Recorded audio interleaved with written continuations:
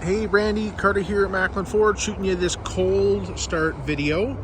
As you can see, no snow on the tires, hasn't moved all day. So basically what I would say we should be listening for here is any kind of like chain rattle or cam phasers, anything like that. So I'm gonna go ahead and start it here for us, and I'll try and be quiet. So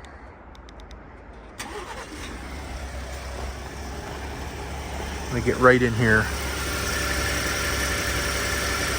So sounds pretty normal underneath there.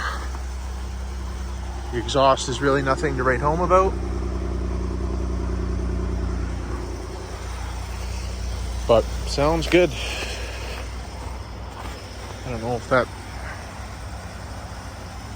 is what you were after, but I'll fire this over. If you want to, I can give it a few revs. Up. I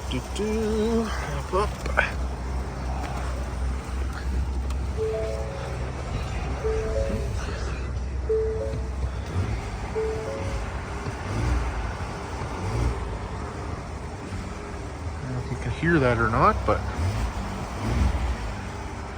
sounds pretty darn normal. So I'll fire this over and kind of go from there. Thanks, Brandi. Bye-bye.